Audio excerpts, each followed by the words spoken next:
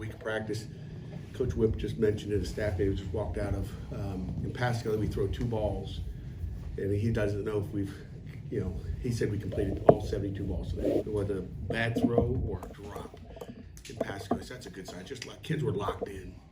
And, I've treated this game just like any other game. I know you guys will treat it bigger, but it's just, the goal is to go 1-0 again this week. And I really liked our kids' focus. I think, coaches have done a great job, and we're ready to roll. So, questions? What do you remember about being down there 3 years ago? Anything notable about Charlotte, the stadium, locker rooms, that kind of thing? You know what I remember? My daughter, Christina, I give her credit. Let me go to my text messages here. My daughter, Christina, after the game, your family comes in the locker room. We had a little coach's locker room there. The thing I remember, because I don't remember a lot of that stuff, I remember losing. But she sent me this week, early in the week, and of course I can't find it. But as I'm scrolling down here, my kids sent me a lot of messages. So family thing, they got everything in there. But she sent me this right here. I thought this is beautiful. But after the game, you're disappointed, you got your head down, you're like, what the heck happened? Clemson was pretty good. But she wrote on the grease board in the locker room, "We'll be back." I thought that was pretty cool, okay? Larry, I'll send that to you. I thought it was pretty cool that she said that. I thought about tweeting that out, but it's like, we'll be back. And, and we're back.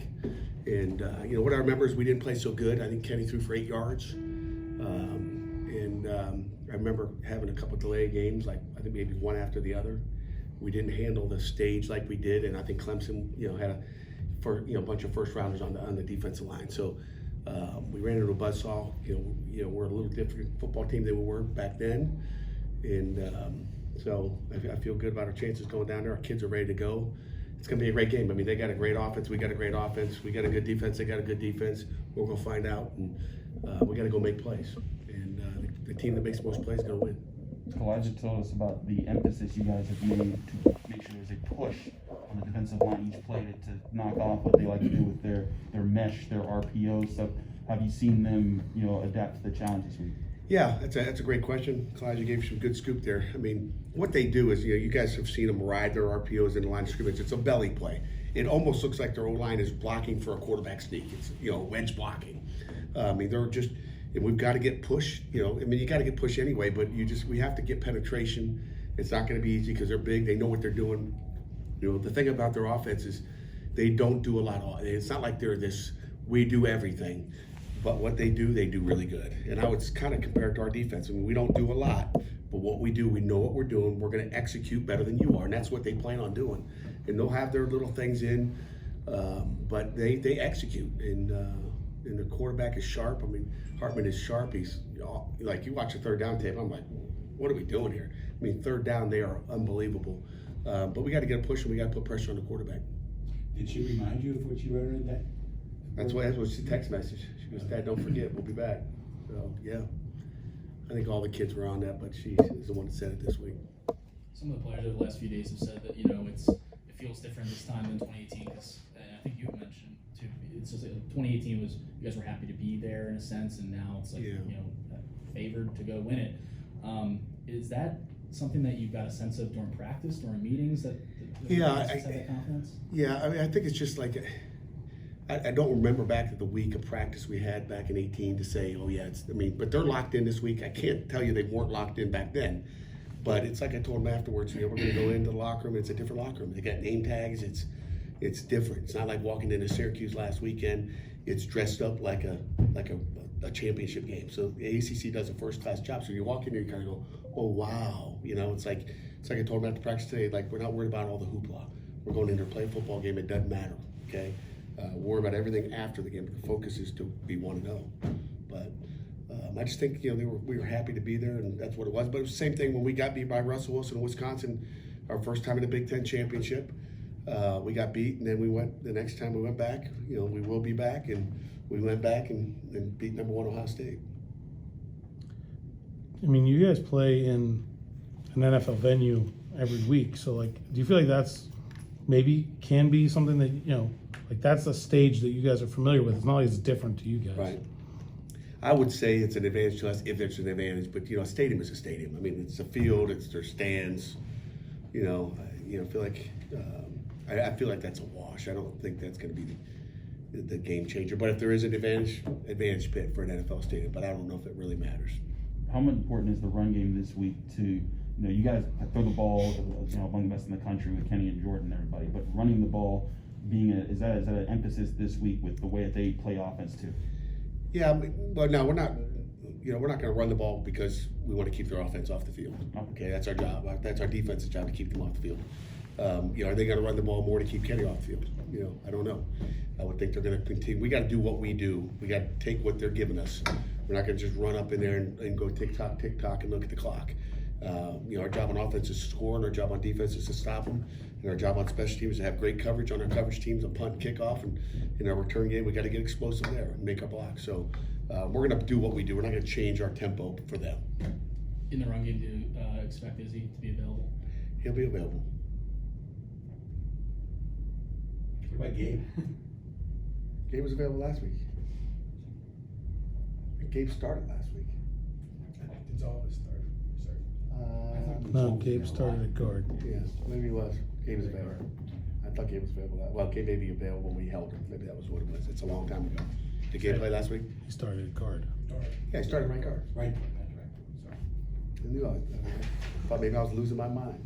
Go ahead, Jeff. You've used a number of different combinations over the last few weeks, probably due to injury on the offensive line. How do you think that's held up, and what does that do in a game like this to know that if needed, you've got some guys that have played in games? It helps us a bunch. I mean, Coach Borbley and Coach Whip have done a good job juggling those guys, and it's amazing how when this guy's out, we found Marcus Minor can snap this week too. We just, you kind of work different combinations. What if?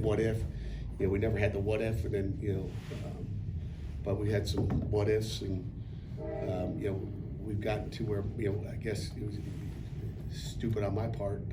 Terrence Moore went in for one play when no one's got his helmet knocked off, which. I'm gonna call you out, like our players. Golly, push that side button. Where the heck was I here? I lost my concentration. Oh, we put Terrence Moore in for one play because Owen's helmet got knocked off, and the ACC agreed that should have been called. He shouldn't have to leave the game. Should have been hands in the face. He got all that, but we put him in for one play and lost one of his 4 games. So we're trying to be careful with him and made some different things. He's a guy that we know can go in and do it, but we don't really want to do that if we don't have to. So we've worked some different combinations. It's been a great job by our offense, to answer your question, Jeff, of getting different guys and working different positions. It's been good. Pat, when you look at the 5 Power 5 title games, I think out of the 10 schools, I want to say at least 8 of them have guys that have been in the job at least 4 years. In some cases, far longer. I mean, Kirk and whatever. Is there something to longevity? Is there something to sort of stay in the course? I mean, you mentioned Christina writing that on the board 3 years ago. In some programs, 3 years between title game appearances, you find yourself looking for work. Yeah, people don't have much patience nowadays. My wife would probably say I don't have it either. So I'm glad I'm not an AD. Yeah, I mean, I think there's something to it. I haven't, to be honest with you, I haven't looked at even those other Power 5 games. And even you and Dave. I mean, you and Dave have been in your jobs for a while. Yeah, it's a good thing, I guess. But just because you're in your job for a while doesn't mean you're going to be there. I'm sure you can pull some guys out there who've been in their job for a while that aren't, playing tomorrow or Saturday, I should say. So. And I guess on that, with the coaching carousel, what's been going on the last week, what do you make of, I guess, where your profession's at? And then your name has popped up for a couple of... Yeah, I'm focused, on this game. That's the first thing. And, to me, that, I got a thing I can show you when we walk out here. We walk in my office, okay, and there's a piece of paper laying right there. It was something my dad had folded up in his pocket. It's called loyalty, okay? And I'm all about loyalty, and it ain't about the money, okay? It should never be about the money. And you just see some of these, I can't turn it down. Just, again, I'm not going to get into talking about coaches and who made that decision to go there and that, but it's just, it's and then supposedly everybody's, out of money because of COVID and we couldn't have people in stands last year, but they're finding it somewhere. But they can't find enough money to make sure that everybody gets an extra year. And they put the coaches in a bind where, we can only be on 85 scholarships. It doesn't make sense. We got all this money out here to throw around, but what are we doing for the kids? That's where I'm at on it. So I'm not going to criticize anybody for taking a job or not taking a job or whatever. It's not good. I mean, It's not good for the profession, I don't think, but. What does it do to your locker room and to recruiting when your name is bandied about like that? Again, EJ's my guy over there, and to be honest with you, I've been locked into this game this week, and I don't think my name has really been thrown out there, or EJ would really tell me if there was something serious going on out there. I think, if you guys, Twitter, don't listen to Twitter. It wasn't Twitter, it was actually national reporters. But You're referring to the Dennis Dodd tweet from Thanksgiving. and that was Not just that, but I think some other people mentioned your name too. yeah. I don't know anything about that, and like EJ would, fill me in if there's something major there, but. Can it have an effect? I don't think so. I think our kids know where I stand. But then when things happen and you see a Brian Kelly leave in the middle of the night, you kind of wonder. But like I said, I'm happy in Pittsburgh. Pittsburgh's my home. I've got a daughter that's a sophomore in Pittsburgh, Isabella. My daughter's sending me texts. We'll be back. That's we will be back. We, and we'll be back again. That's our plans. And so. Tad, not to you say Beat a money's- dead horse? No, you say money's not an issue, but you see some guys that whose resume, maybe your resume might be more accomplished than they are, and they're I making don't more care. money than you, and you're sort of like, well, what the hell? I mean, I'm saying that as somebody myself who looks at it Yeah. like that. Yeah, I've never ever looked at it that way, okay? Matter of fact, I sent Jim Phillips a big, long text message the other day, okay? We're talking about the 12 meet, I guess yesterday some things came out and he asked me, hey, Pat, what's your feeling? Which I love about the guy. I mean, how many guys, just text you and Commissioner Phillips did, which is awesome. I'm sure he did with the rest of the guys. What's your feelings? And, I just said, listen, there's no rush to get to 12 teams, okay? I don't even know if I'm supposed to talk about this, but am I, EJ? I mean, there's no rush, and I don't know if the ACC has a stance, or I'm not gonna get into who said what with all the 12-man talk, but it sounds like they've put it on pause a little bit. And to me, it's what I said to him, don't make quick decisions, take your time. And that's what I'm all about, is take your time in decision making. I've turned down 5 head coaching jobs before I took the right one, okay? I've turned down a lot of money. I mean, I could have gone and doubled my money with Kevin Sumlin, Texas A&M a long time ago, and said no. Like, most people don't do that. I'm not like some of these other guys. And that's what it is. And that's how I feel. I mean, 2 days before I turned this job down, I turned down Colorado State. I don't know if you know that. So it's like, those are things that, you just, like, it's like you may never get it, you turn down Colorado State, you may never have another opportunity to be a head coach. But it's like, I'm happy where I am. It's not about the money. Turned down UConn a lot when Bob Diaco took the thing. So it's not about the money. And again, I'm making $800,000. I turned down, $3 million. I'm an idiot, right? You're probably saying you're an idiot. I'm kind of an idiot. Okay, but I mean, it's 800, 3 million. Like, what are you doing? But it ain't about that. And those are facts. So it's never going to be about that. When you're someone who maybe has a different outlook than Is this a Wake Forest question? No. When you're someone that maybe has a different outlook than a lot of people in your field, how important is it to have someone that you're working with that understands you and where you're coming from, this university, that kind of, there's a two-way appreciation of that viewpoint? Well, I think it's good. I mean, like I said, the Chancellor Gallagher hired me back in the day, and me and Heather get along great. I mean, it's again, it's about the people, and there's places that you've got interest in. You look at it, I don't know that person. I mean, there's a reason you make decisions. And like I said, it's about the people. And you go back to Michigan State a year ago. I mean, I don't know the AD. If Mark Hollis was there, if Luann Simon was there, the president, maybe it's a different story. But I don't know the people. Don't matter about the money. Those are reasons why. And Chancellor Gallagher's awesome, and Heather's great, and it's about being happy every day. And it's why when you have decisions or something to go on, and you guys, I don't even know what we're talking about, to be honest with you. I don't know where you guys are going, but next question. There's been a lot of talk from your players. Just stay still. See, I like it's Chris about the players. You always got the like, I'm gonna go get Phil Campbell next, but I was gonna quote Phil, but not to know about it. But he was, he's one of several players. People still think about the Western Michigan loss. That's still ingrained in your team. And now you're playing a team that runs this RPO offense. That's, this is a different level that you guys put forward. How have you guys seen you guys approach the challenges? Other teams have tried it against you. It's just, and you guys have defended it better. But now you're facing what seems like an ultimate test. the gurus of the RPO. Yeah. And again, in an ACC game, so I hope mentally we're ready to go play the game. we've gotten better at it. And again, it comes down to making plays, and it comes down to, schemes at times, but you still got to make plays, and we're going to have our opportunities to make plays. And I would say they are the gurus of this. This is the major RPO team. Period. They do it as good as anybody in the country, and they've got their little niche, and that's what they're going to ride all the way to the end. They're good at it, and you either stop the run, and that's what he's. I've never seen a guy ride the RPOs in the line that long, but he's like this. It's like you can't even tell who he's reading. Is he reading the star? Is he reading the boundary safety? Is he reading the money backer? You don't even know who he's reading. But the guy's like swivel head like this. Like the guy's smart. He's obviously a Wake Forest, kid. Got into school there, like it's getting into Pitt, and he's intelligent and does a nice job. Pat, what's the balance in that regard of knowing when to get your hands up? Because if someone's riding that line, you may have an opportunity to get your hands, but if you do, you lose leverage, obviously. Yeah, you like to get your hands up. It's a great point. It's important to get batted down balls.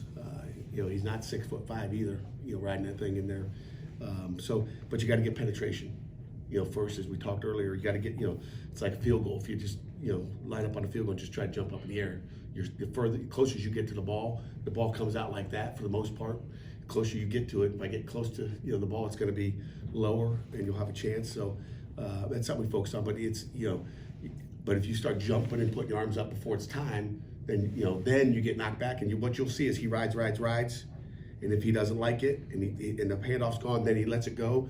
He doesn't hand it to the running back, and then he's looking and it's still not there. Then he takes off and scrambles.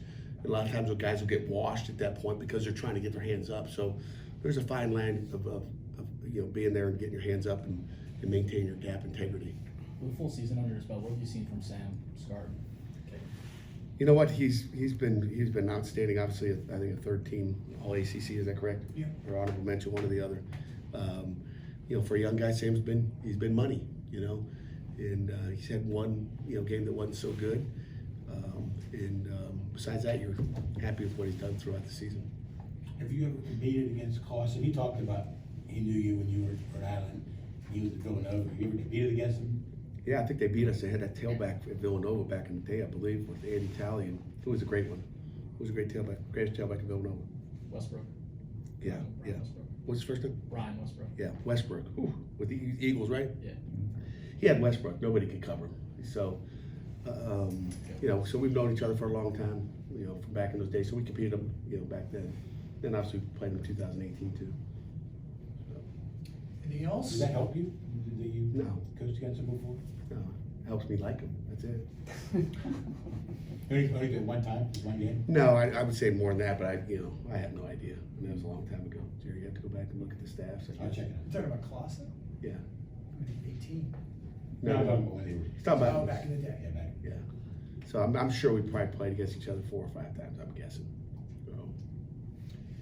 Anything else? All right, gentlemen.